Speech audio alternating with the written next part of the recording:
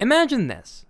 You are the average Japanese salaryman, and after a wonderful evening of a few too many lemon sours and kanpais with coworkers, you've arrived at your station just a little too late to make the last train home. Hey, it happens. But what do you do now? Well, there's a couple of options, ranging from totally irresponsible to expensive to somewhere in between. The first and arguably worst option is to channel your inner Shibuya meltdown, head to a konbini and pick up a couple cans of Strong Zero, then drink to your heart's content and wait until sunrise. While this does appeal to the male fantasy of waking up hungover in a park surrounded by bottles of Pocari Sweat, tonight is a bit cold and rainy, so if your liver doesn't kill you first, the hypothermia definitely will. Well, what about getting a taxi home? Taxis run 24/7 after all, and you'll be home safe and sound in no time. But, owing to that sinking feeling in your stomach and, well, the emptiness of your wallet, a car ride home might not be the best idea right now. Okay, so maybe we're not making it home tonight, but we still need somewhere to sleep. A park's out, so how about a Japanese business hotel?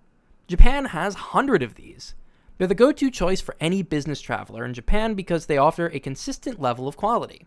Of course, your average business hotel isn't exactly the Ritz-Carlton, but you get a bed, a bath, and a room to call your own for the night. But in a major city, some business hotels can run upward of 8,000 to 10,000 yen a night, and that's if there's even rooms available. As you continue to wander the city streets, you come across your old standby from your college days, a net cafe. Net cafes are the go-to for budget travelers and train missers alike.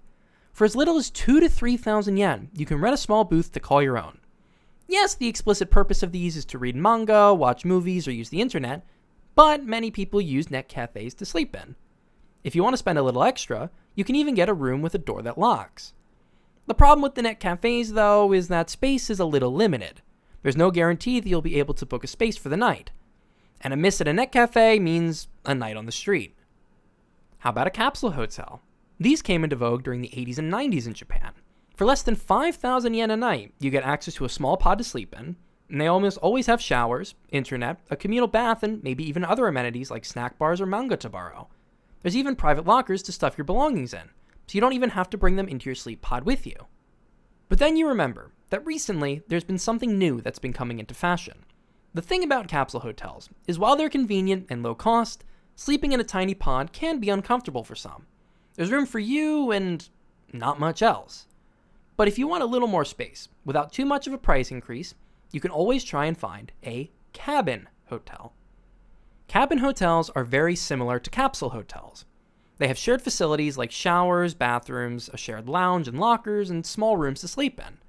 But unlike the capsule, where your private space is just a bed, cabin hotels provide a small living space.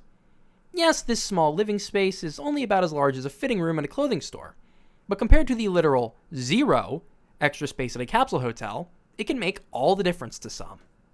And part of that some is me.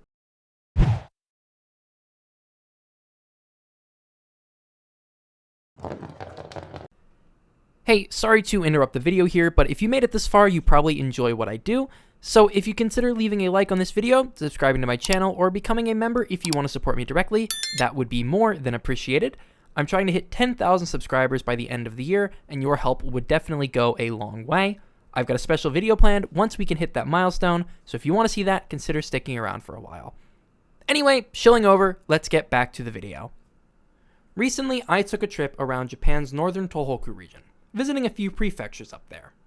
For the majority of my trip, I'd booked stays in Japanese business hotels, which ranged from anywhere from 6,000 to 9,000 yen a night. But for the last few days, I didn't have any accommodations booked because I was unsure originally where I'd be spending the nights. The day before I was bound to leave for Fukushima, I was looking for hotels in Iwaki, a coastal city in the south of the prefecture. As I was browsing the internet looking for a place to stay, I found a hotel called Hotel B4T Iwaki. It was right next to Iwaki Station, and with prices only around 4,000 yen a night, I decided to investigate further. And what I found was interesting. It was one of these new cabin hotels. But what surprised me the most was that the hotel was operated by JR East, Japan's largest rail company. Being the train nerd I am, I couldn't pass up the opportunity to stay at this hotel. So I reserved their basic cabin for one night for 3,800 yen, or just about $25 US. Now, you might be wondering, why exactly does a train company own a hotel? Well, JR East actually owns several. Their more common brand is JR Hotel Metz, with around 30 locations located near major JR stations. The Hotel B4T is a new brand, with just 3 locations around Japan, 2 in Tokyo and 1 in Iwaki, although a 4th location is scheduled to open in February 2026 in Akita Prefecture. But strangely, only the one in Iwaki has the cabin-style rooms. I feel like those would be perfect in Tokyo, both for budget travelers and your average salaryman alike. But hey, I'm no economist, I just make train videos on the internet. The first thing you'll notice about the Hotel B4T is just how close it is to Iwaki Station. It's right there. Like, right there. As in, you don't really even need to leave the station building to enter where the hotel is. If you enter from Iwaki Station like I did, you'll eventually come to one of 2 check-in desks, which aren't really desks and are more just a few terminals. The other check-in desk has a small counter, so maybe there was an employee sitting behind there if you got really lost checking in, but I don't think I ever saw an employee while staying here. Once you've confirmed your information, you get your room key. Interestingly, if you have a Suica card or any other JR-associated IC Transit card, you can use that card to act as your room key. I, unfortunately, didn't have my Suica on me, just my Passmo, so I had to opt for a normal room key instead. If you're staying in one of the cabins like I am, you'll probably be looking for a place to store your luggage.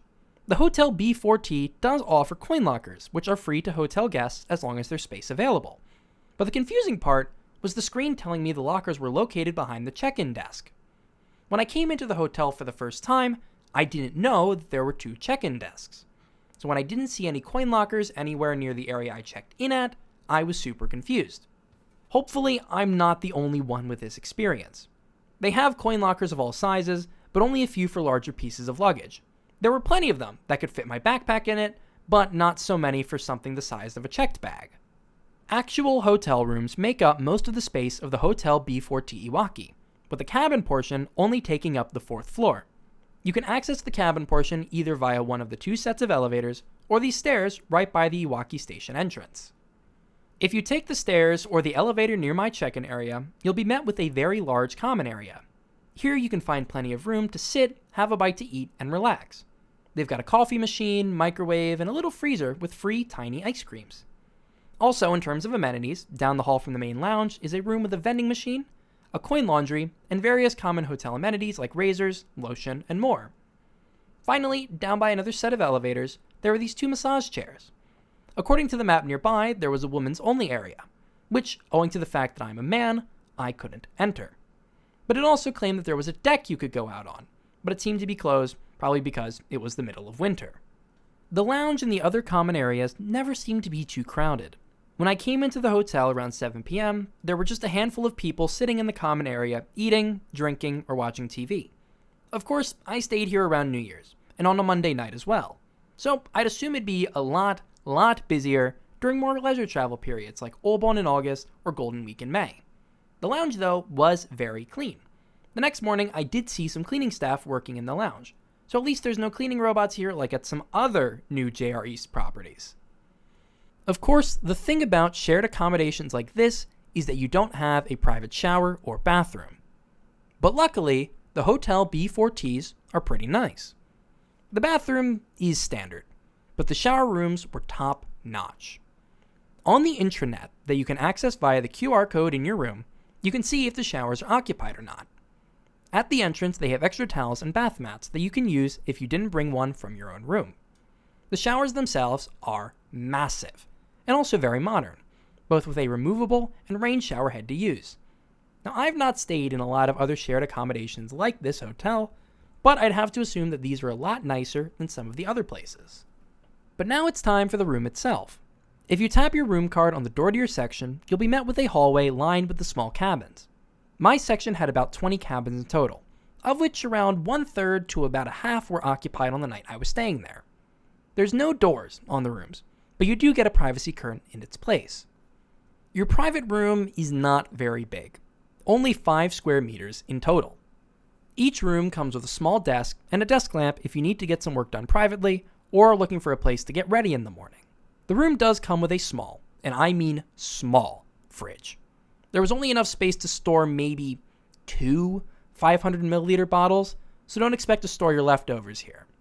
There was also a small safe, big enough for valuables and not much else. If you're looking to store your large goods more securely, that's what the coin lockers are for. Also, if you scan a QR code in the information packet, you can access an information page about the hotel. Here you can learn about the various amenities the hotel provides, the status of the showers and laundry facilities, how to access the coin lockers, and you also have the power to contact a station staff member if needed. Having an online information site like this is very convenient. But I've still seen plenty of Japanese using flip phones. So if you're one to travel without a smartphone, it can be a little inconvenient. Furthermore, the site was Japanese only. So if you don't speak Japanese well enough to understand what it says, you're going to struggle. Each room comes with a small bag containing pajamas, a towel, a face towel, and a pair of slippers. I wasn't sure if you could take them home, so I erred on the side of caution and didn't, but I did make use of the slippers when walking around the hotel later at night, and especially in the shower room.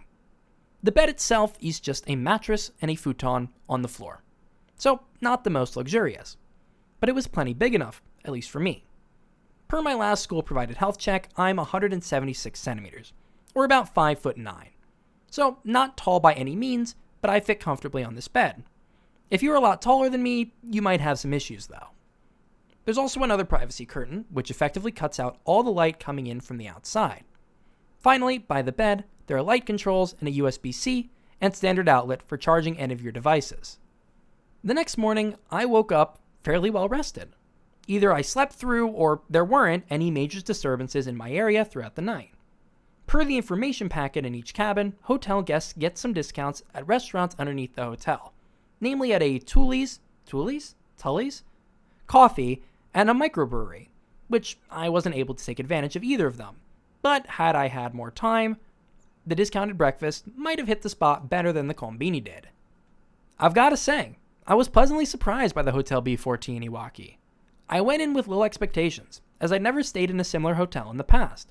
But for 3,800 yen, just 25 USD, I had a comfortable night's sleep. Of course, in the back of my head, the idea of a train company owning a hotel is totally ludicrous.